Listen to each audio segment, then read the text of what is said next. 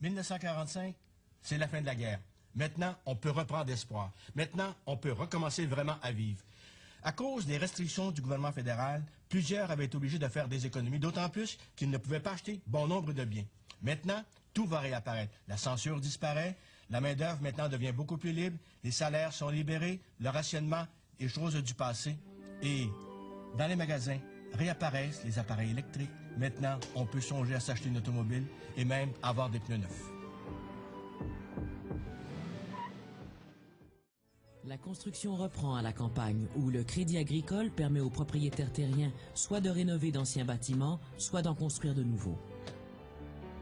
Les vétérans, entre autres, vont avoir accès à des programmes particuliers qui vont leur permettre de construire leur propre maison. Les caisses populaires vont fournir des prêts. À ce moment-là, tout bouge, surtout dans ce domaine-là. La plupart des nouveaux centres domiciliaires comportent des terrains de jeu. Il faut de l'air et de l'espace pour les enfants. La société de consommation veut voir grandir ses futurs clients. Le phénomène bébé-boom n'est pas propre au Québec. C'est un phénomène vraiment du monde occidental. Une des conséquences, ce sera le rajeunissement de la population. Au Québec, en 1961, 45% de la population a moins de 20 ans.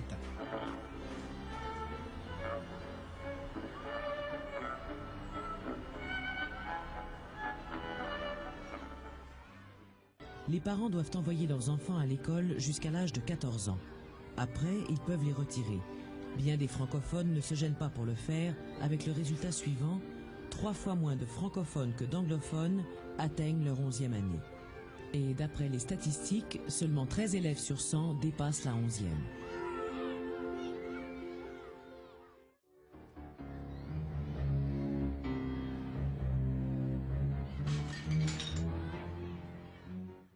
Les immigrants venus d'Italie aménagent dans leur quartier des espaces pour leur sport favori, le foot, une nouveauté pour les Montréalais. L'immigration la plus importante est celle qui est en provenance d'Italie. En 1946, le Québec n'accueille que 38 immigrants d'origine italienne. Mais entre 1951 et 1960, chaque année, on en reçoit à peu près entre 5 000 et 8 500. En 1951, à Montréal, dans la ville de Montréal, les Italiens étaient le groupe le plus important après les francophones et les anglophones. Ils représentaient exactement 2,7% de la population. 10 ans plus tard, ils dépassent 6%. Si au cours de cette période, la population du Québec augmente d'environ 30%, celle du Canada subit à peu près le même accroissement.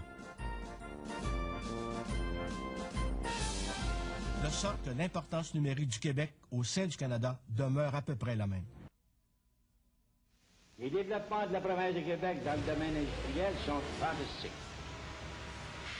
Ceux qui, comme moi, sont obligés, à différentes époques, à différentes périodes, de parcourir notre immense province, la plus grande de la Confédération, constatent des progrès et des développements incroyables. Il faut les voir pour les constater. Mais ils sont tellement nombreux, situés à tellement d'endroits, qu'il n'est pas permis de ne pas les voir.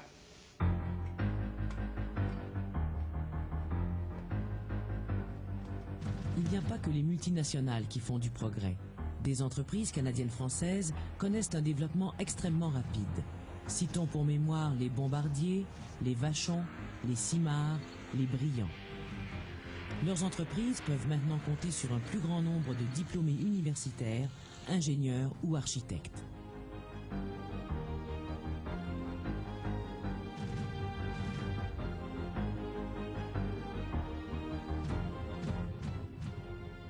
Il y a un autre secteur de l'économie où les Québécois vont s'affirmer de plus en plus, c'est celui de l'hydroélectricité.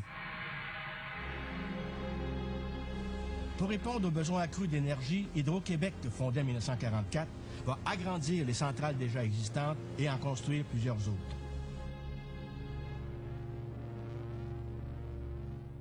La province de Québec est le pays le plus riche en électricité, le deuxième au point de vue de potentiel électrique au monde.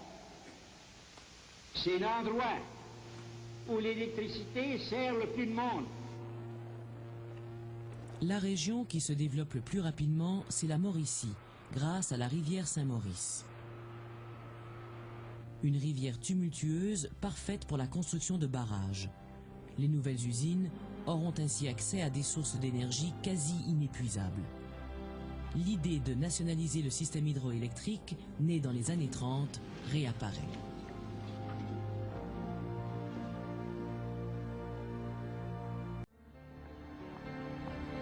La ville de Québec est une ville de fonctionnaires et entre 1944 et 1960, leur nombre va doubler. Comme leur emploi est surtout d'ordre politique et que le pouvoir ne bouge pas, ils ne bougent pas non plus. Il arrivait parfois qu'on essaie d'acheter les consciences ou du moins les votes.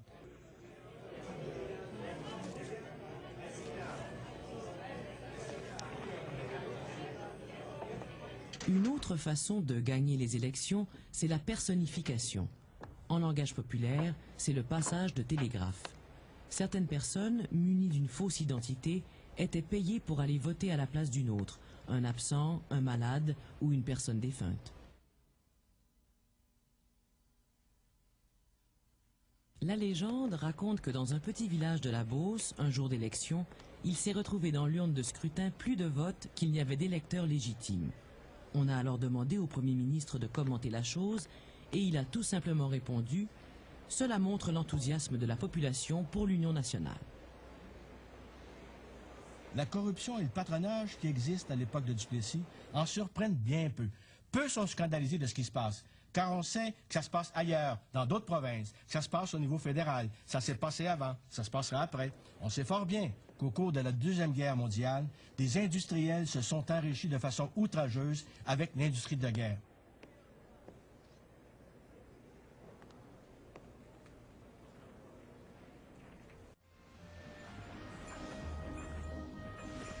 Les régions rurales, plus que tout autre, profitent des largesses du gouvernement.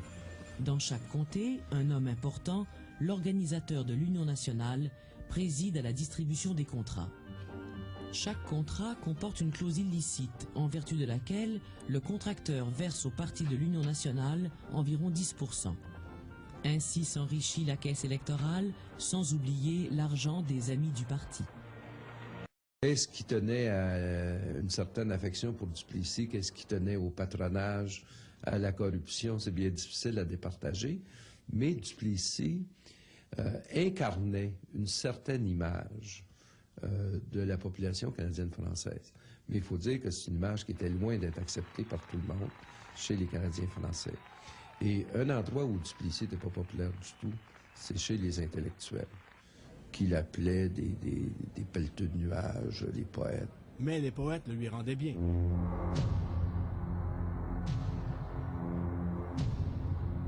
Il s'agit d'oublier des discordes ou les causes des discordes.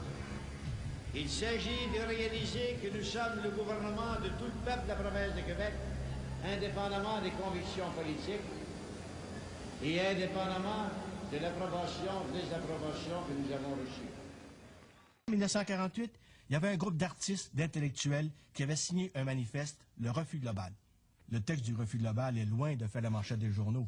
Pour certains qui en prennent connaissance, c'est tout simplement un rêve de poète, un rêve d'artistes qui n'ont pas reçu encore assez d'argent du gouvernement. Mais ces petits cercles-là, cette opposition-là est extrêmement importante. C'est encore marginal, mais c'est le ferment qui va annoncer des changements importants. Lorsqu'il y a une grève, l'ouvrier, le patron, le marchand, les gouvernements, les corporations municipales qui retiennent pas de taxes, tout en souffre. C'est pour ça qu'il faut exercer le droit à bon escient dans le cas d'une opération majeure. Comment on fait pour une opération majeure?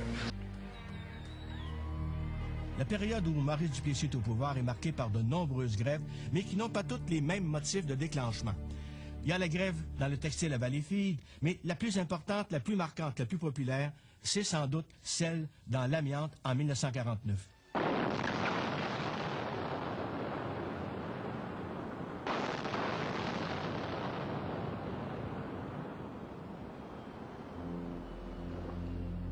Elle met aux prises l'Asbestos Company et les ouvriers qui réclament une légère augmentation de salaire. La compagnie refuse et ce sera le lock-out. Pire encore, la grève.